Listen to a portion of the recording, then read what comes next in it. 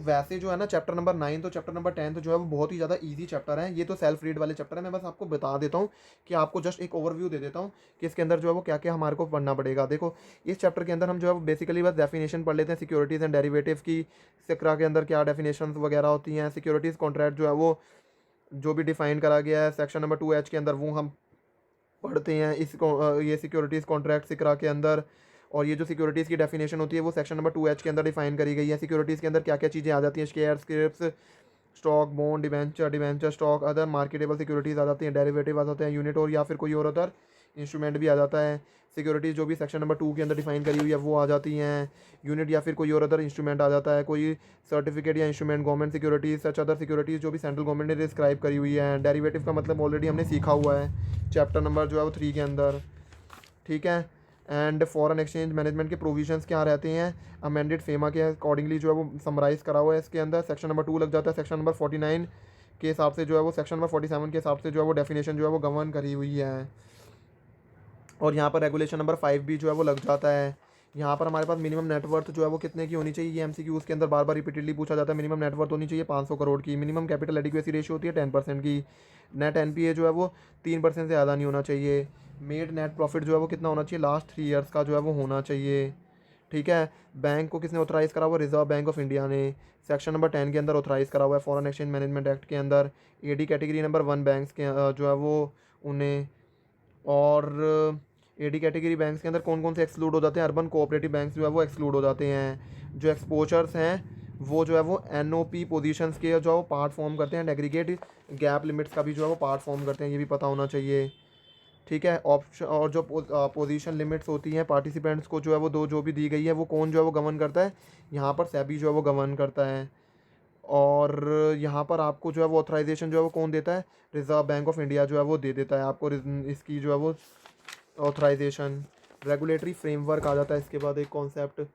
Regulatory framework के अंदर क्या है, ट्रेडिंग जो है वो online screen based trading system के बेसिस पर करी जाती है। जो क्लियरिंग है वो कौन करेगा, इंडिपेंडेंट क्लियरिंग कॉरपोरेशन करेगा।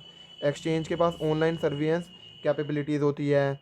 और एक्सचेंज जो है वो उसके पास बैलेंस शीट नेटवर्थ जो है वो कितने की होनी चाहिए, 100 करोड़ की होनी चाहिए। तो ये भी कॉन्सेप्ट जो है पूछा जाता है कि जो है वो एक्सचेंज के पास बैलेंस शीट नेटवर्थ कितने की होनी चाहिए, तो वो नेटवर्थ जो है वो 100 करोड़ की होनी चाहिए। और इन्फॉर्मेशन अबाउट जो ट्रेड्स कितनी क्वांटिटीज़ और कितने कोड जो है वो हमें जो है वो करने हैं वो पता होना चाहिए। नेटवर्क जो है वो एटलीस्ट 4 to 5 टाइम्स होना चाहिए एंटिसिपेटेड पीक लोड का। और ये जो सेगमेंट है इसके अंदर जो है वो 50 मेंबर जो है वो कम से कम होने चाहिए अगर आपको डेरिवेटिव ट्रेडिंग जो है वो करनी है। ठीक है। और रिकॉग्नाइज स्टॉक एक्सचेंज जो है वो ट्रेडेड उन्हें सेपरेट करेंसी फ्यूचर सेगमेंट जो है वो क्रिएट करना पड़ता है। इसके बाद जो है वो हमारे को गवर्निंग काउंसिल होती है stock exchange and clearing corporation की। और वो 25% से ज़्यादा नहीं होनी चाहिए। फर्दर 50% जो है वो पब्लिक रिप्रेजेंटेटिव्स होते हैं, वो कॉमन होते हैं गवर्निंग काउंसिल वगैरह के। एलिजिबिलिटी क्राइटेरिया क्या होता है, जो मेंबर्स होते हैं ना करेंसी डेरिवेटिव सेगमेंट के, वो ही जो है वो मेंबर्स होते हैं इक्विटी डेरिवेटिव सेगमेंट या फिर cash segment of the recognised stock exchange के। और जो मेंबर्स होते हैं करेंसी डेरिवेटिव्स के, उन्हें जो है वो सेपरेट रजिस्ट्रेशन जो है वो सेबी से जो है वो लेना पड़ता है। एलिजिबिलिटी क्राइटेरिया कौन कौन जो है वो एलिजिबल होते हैं, individual, partnership firm, corporations, companies, institution, subsidiaries of such corporation, institution, such other person, वो सारे के सारे जो है पर्सन जो है वो क्या होते हैं, एलिजिबल होते हैं। Individual and partnership firm exchange जो है स्पेसिफाई कर देती है कोई सम स्पेसिफिक एलिजिबिलिटी क्राइटेरिया जो है स्पेसिफाई करती है। इसके बाद जो है वो कॉर्पोरेट्स आ जाता है। कंपनी जो है वो जो भी कंपनीज एक्ट के अंदर जो भी डिफाइंड करी हुई है वो जो है वो एलिजिबल होती है कि वो जो है वो स्टॉक एक्सचेंज का मेंबर बन सकती है। उसको जो है वो सेक्शन नंबर 12 के प्रोविजन फॉलो अप करने पड़ते हैं। ये सारा का सारा जो है वो आ जाता है। प्रोफेशनल क्लियरिंग मेंबर अगर आपको बनना है तो आपको प्रिस्क्राइब क्राइटेरिया जो भी हैं सेबी रजिस्टर्ड कस्टोडियन और बैंक्स का, वो आपको जो है वो क्या करना पड़ेगा, वो करना पड़ेगा फुलफिल। और अदर एप्लीकेबल क्राइटेरियाज भी होते हैं, वो आप सेल्फ रीड कर सकते हो कि अदर एप्लीकेबल क्राइटेरिया जो है वो इसके अंदर क्या होते हैं। देखो, कौन मेंबर नहीं बन सकता, ये भी एक सेल्फ रीड टॉपिक है कि वो जो है बैंकरप्ट नहीं होना चाहिए, उसने जो है वो क्रेडिटर का पैसा नहीं मारा होना चाहिए, और उसने जो है वो ही has been convicted of any offence involving the fraud और डिसऑनेस्टी। ठीक है, अगर वो ऐसा है तो वो उसको नहीं बनाया जाएगा। और जो है उसने जो है वो time expelled by the defaulter, और उसने जो है वो ऐसा कोई भी जो है वो ना करा हुआ हो कि उसको जो है वो डिफ़ॉल्टर बना दिया गया है।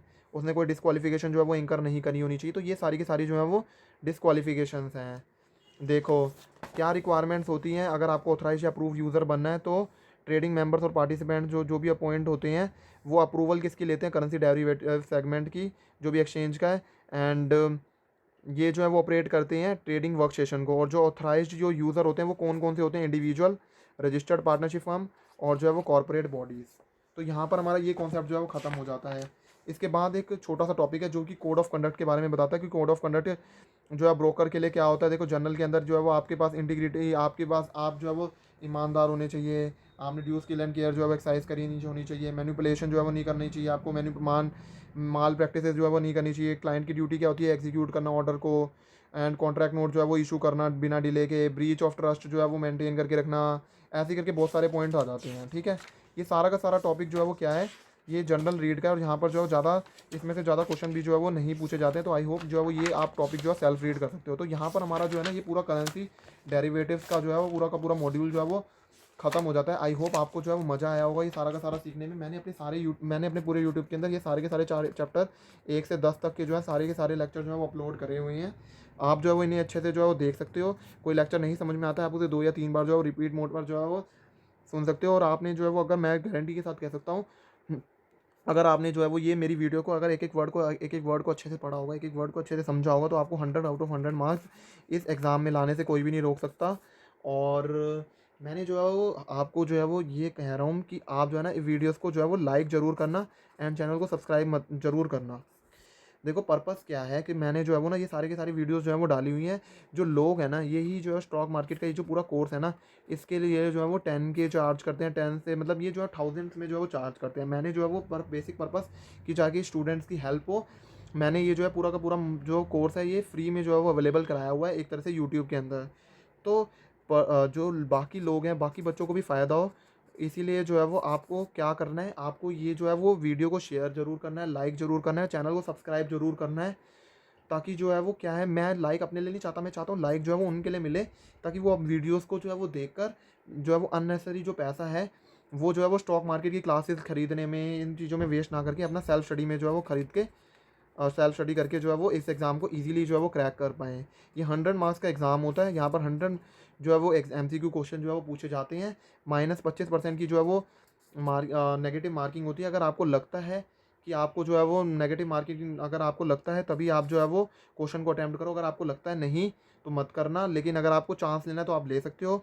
डिपेंड कर जाता है आपकी स्ट्रेटजी जो है वो क्या है इस एग्ज़ाम को क्रैक करने की। बाकी जो है वो आपको मज़ा आया होगा कि करेंसी डेरिवेटिव्स के अंदर फॉरवर्ड सीख कर, फ्यूचर सीख कर, डेरिवेटिव्स का मतलब सीख कर, ऑप्शन कॉन्ट्रैक्ट का मतलब सीख कर, call buyer, call seller, put buyer, put seller का मतलब सीख कर, ट्रेडिंग क्या हो कैसे करी जाती है, क्लियरिंग मेंबर क्या होता है, ट्रेडिंग मेंबर क्या होता है, पे इन क्या होता है, पे आउट क्या होता है, ये सारा मैंने वीडियोस 1 से 10 जो चैप्टर की वीडियोस बनाई है सब सिखाया हुआ है, A to Z सिखाया हुआ है। प्रॉफिट एंड लॉस कैसे निकाला जाता है, ग्राफ कैसे बनाया जाता है, पुट बायर का, पुट सेलर का कैसे बनाया जाता है, कॉल बायर का कैसे बनाया जाता है, कॉल सेलर का जो है वो कैसे जो है वो बनाया जा रहा है।